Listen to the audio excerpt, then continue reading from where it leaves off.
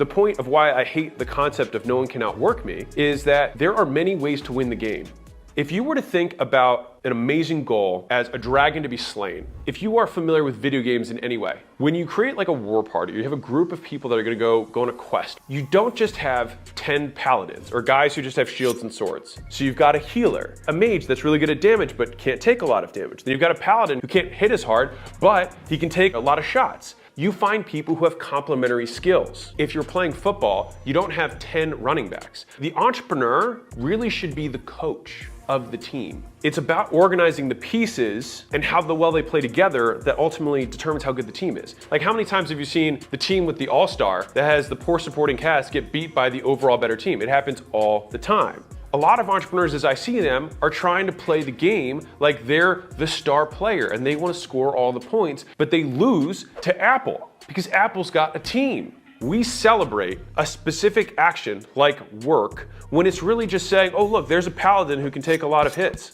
Cool. That's not the only thing that's required to win. I think what is more valuable is to know what are each of the roles that exist within the business, A. B, is there one of these that you map to based on your characteristics and skill sets? And then C, what is my eventual evolution through entrepreneurship? What would players do if they had no coach or leader? And then what would they do if they had the best coach and best leader? The delta between those two is the value of the coach, the value of the CEO. The CEO needs to have the highest return on time out of anyone in the organization because they need to always be solving the next problem. As long as when they replace their time, the activities they do with the new stuff builds the business even more, then that trade will always work. You gotta go slow to go fast. He kept repeating it to me over and over and over again. You only unlock the compounding, which later on grows significantly faster than the erratic activity of small thing here, new thing here, than just doing the same thing for an extended period of time. And so what feels slow in the micro looks fast in the macro when you look at the trajectory over a long period of time. But what looks really fast in the micro is usually really slow in the macro because people can never get that compounding start harnessing because they're always starting back over at ground zero. Whenever you change something,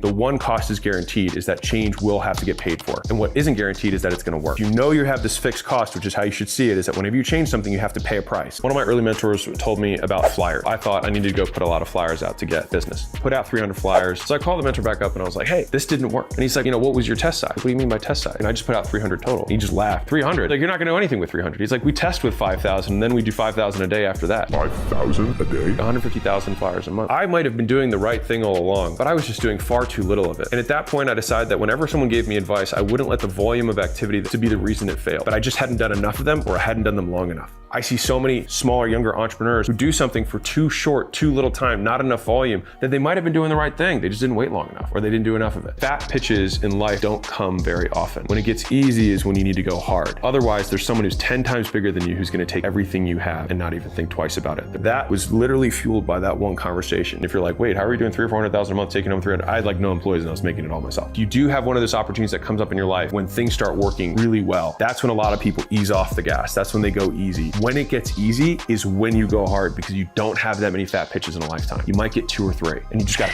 crack the shit out of it when it comes and expect that you're going to sacrifice some short term for some long term later. Number 8, the same event, a different guy came up to me. He said, you're like doubling every month with this current thing. Like, why do you want to start a supplement business? What if you just spent 3 times as much on marketing and didn't start a supplement business? I didn't start the supplement business. I actually delayed it for 18 months. In the next 3 months, we tripled the ad spend and went from 400 to 780, from 780 to $1 million, from $1 million to $2 million, just the next 6 months because of that piece of advice. And I think the underlying part of that advice is that when something is going well, oftentimes entrepreneurs think, great, I won, how can I get another win? But the real win is just doing 10 times more of that thing. The hardest part is getting product market fit. It's getting people to want to buy the thing. Once you have that, you don't need to innovate that anymore. All your innovation has to go through how can we do more volume. Number 12, this was one of the first billionaires that I ever met. I'd been stuck at 30 to 40 million for like 3 years. So there was a lot of learning that I was trying to do in this period to break through that wall. I was telling him all these things that I was doing to try and grow my business. And he just laughed. He said, it's not about you.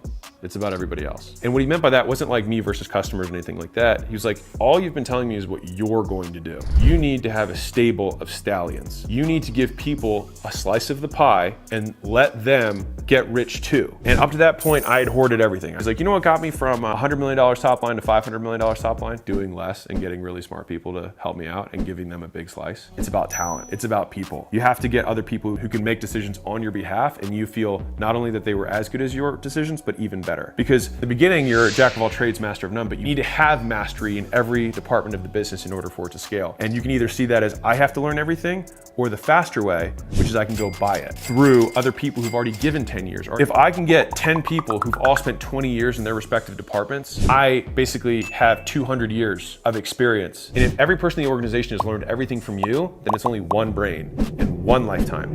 That is the limit of the organization. That thing is what got us past the 30 to 40 million. It is, people are believing a lie. They have to be happy, they have to have purpose, passion for what they're doing in order to get out of their situation. They think that they are poor because they don't have passion. That is false. You are poor because you're not doing the activities that make you rich. And you can fuel those activities whatever way you damn well please. And so if you are somebody who is more motivated by the dark side, then lean into the dark side. Unlike the saying, the road to hell is paved with good intentions, the equal opposite of that is the road to heaven is paved with bad intentions. You can do good shit with bad motivation. And when I say bad, I mean negative experiences, pain, anger, etc. I still have tons of motivation from that side. You can use that negative fuel, hit it on speed dial every time you're confronted with that thing that you don't want to do. You push through it, and what happens, you do that enough times, you start to get good at the thing. You start seeing the result of work that has compounded and start to see a purpose or start to see a bigger vision. The big vision for Alex's life until maybe 4 years ago was don't be broke. What was your mission with Gym One? My mission was to stop being poor. There are elements of shit that I do that I absolutely love, but there is tons of shit that I do every day that I fucking hate. I just don't hate it more than I hate the alternative. And the richest people in the world, they all say it's not about the money. Because if it's about the money, you stop the moment you have enough. The people who are the wealthiest in the world have the three things in common. They have the big goal, they have massive fears about never being enough, and then they have impulse control to stay on goal. These are 17 conversations, maybe millions in my 20s. Number one, I was going back and forth between quitting my job and starting a gym or starting my entrepreneurial journey. Another early mentor, he sat me down and said, man, I've been listening to you waffle for months now. He said, at some point, you're not gonna know anymore. You just have to jump. He said it in a way that made me feel like a pansy. I realized I didn't need more information. I'd already done all of the research. I just needed to decide. The definition of decision comes from the Latin decadere, which basically means to cut off or kill off. The question was, which future was I deciding to kill off? Was it the future that I was in currently that I didn't like anymore? Or was it the future that I had the potential to accomplish the dreams that I had? Number two, very beginning of my entrepreneurial journey, I didn't know how to sell anything. And a mentor just said, do you want to know the secret to sales? I leaned in. I was like, yes, please. I had my notepad out. And he said, the secret to sales is making an offer so good people feel stupid saying no. And that obviously became the subtitle of my $100 million offers book. I kept thinking that I had to learn how to try and manipulate and going through sales scripts and building rapport. And sure, some of those skills are useful to have when it's so much easier to just find things that people really want. Chick-fil-A doesn't need to sell you on chicken sandwiches. They just have amazing chicken sandwiches and people go buy them. So I think one of the hardest things as an entrepreneur or just as an individual is shifting how you define winning for yourself. And it's easy to say it and say, of course, I'm in the game, I'm winning. It's much harder to actually believe that. And so it's easy to make the Instagram clip, but it's hard to live it. And what's been interesting for me is that I feel like it's unlocked a different level of work ethic. I thought that the fear of the gun to your head was still the strongest motivator, and it is in the short term. But if you need to run a marathon, then you need to have something that is going to sustain for a longer period of time. Like punishment is always stronger in the short term, reward is always longer in the long term. And so we have to redefine how we reward ourselves for the work we do. And so since I don't believe in legacy and I don't believe that in 5,000 years people are gonna remember who I am, I had to make winning working as hard as I could on something. How do you measure working as hard as you can? Tough. I think about a future version of myself who has all the context of my current situation, my skills, the information available to me, the resources I have. And that man, that future man, knows what perfect work looks like, which is how much effort can I put into this thing and not be distracted and continue to chisel away at this project. It's very hard because it means there's very few projects that I can do if I have that level of work as my new standard. And so if that level of work is the standard and that is what winning is, then I can only do it for a few things. There's just a lot of things I'm not going to be able to do, which is sad in some ways, but I think a necessary trade-off because we have one human life. Business you have. If you want to make lots of money, sell more expensive stuff. There's no strategic benefit to being the second cheapest person in the marketplace, but there is for being the most expensive. There's only one strategic benefit to being the lowest cost person in the marketplace, which means that you went in with that strategy and you built an entire business around operational efficiency, automation, and you built the whole strategy of the business on being able to provide the same thing for less. If you did not do that and are simply trying to do the same business as other people and compete on price, you will lose. You will have no profit left over and you will get priced to the point of break even and you will just run a nonprofit. Thank you. If I were giving you a Ferrari, brand new, and I said, it's 10 grand, and I'm walking up to people on the street, and they believed that I was actually gonna give them the Ferrari, how hard do you think it would be for them to come up with the 10 grand? What would they do? They would call their friends, they'd call their family, they would take out of their credit cards, they'd take a loan. Why? Because they know it's worth more than 10 grand.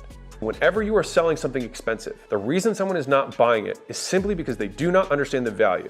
Because if they understand the value and they believe that you're giving them a Ferrari, they will find a way to get the money. I want to banish this whole concept of like, they can't afford it. Everyone can afford it if they believe the value is there. Now, quick story, client in our software company, Alan, who was a real estate agency. So we worked with agency owners in that business. And so this guy was continually struggling. Like he couldn't really ever break through there and he was always selling new people and they would always churn out the back, whatever. It took me 6 months of like just battering him over the head with this, publicly embarrassing him to finally get him to change his behavior. And I was like, you're not that good. Like it's not some marketing hack, it's not some sales hack. I was like, you're just not that good. I was like, you sell to realtors. He was like, yeah. I was like, have you ever been a realtor? He was like, no. Then you have no idea what they go through. And what your marketing looks like and what your sales process looks like is the same as every other fucking person trying to sell realtors. Promise you, quit your terrible agency, go take the 12 weeks, pass the test, and actually be a realtor. Sell some fucking houses using your marketing skills that you claim to sell. In the first month of him doing this, he was like, oh shit, he's like, these leads aren't as good as I thought they were. I was like, no shit. That's why no one wanted to keep paying you. But you know what he did over the next 12 months? He got better and better and better at it. And here's the crazy thing. 12 months later, he actually is still a realtor and he's making more money because he actually got good at it. But here's the thing. If he had kept trying to look like everybody else, he would have been Mickey Mousing until he kept trying some new thing or some new hack, but he just didn't confront the work. And you know what happens now? Is that if he actually did want to go back to the agency thing and actually did want to help realtors, he would have the context to do it. And it would make him unique because so many other people are just like him pretending to model their Instagram page after the same thing that the other influencer they're looking up to does, rather than being like, I wanted to figure out real estate. Most people don't do that. They just look what everyone else is doing, do the same thing, water it down, and they literally blend in like everyone else. And they wonder why they don't win. You've heard me say replicate before you iterate, right? That comes to skills. If you want to learn how to sell, hide next to the guy who's making calls. You want to learn how to knock on doors? Walk with the guy who's the best guy on the team who knocks doors, right? You duplicate the skill so you know you can do it. That's different than replicating a story and replicating an identity. I've seen like Hormozify and Hormozi style content and Hormozi style edits. It's not about the captions. It's about the content. What they can copy is the way it looks and feels and sounds, and what they can't copy is the story behind it. Fix the story and the brand will take care of itself if you tell the story that's true. And so if you don't have the story to tell, then do the shit that's worth doing that no one else is willing to do, and then you'll have the story that will make you a one of one. So many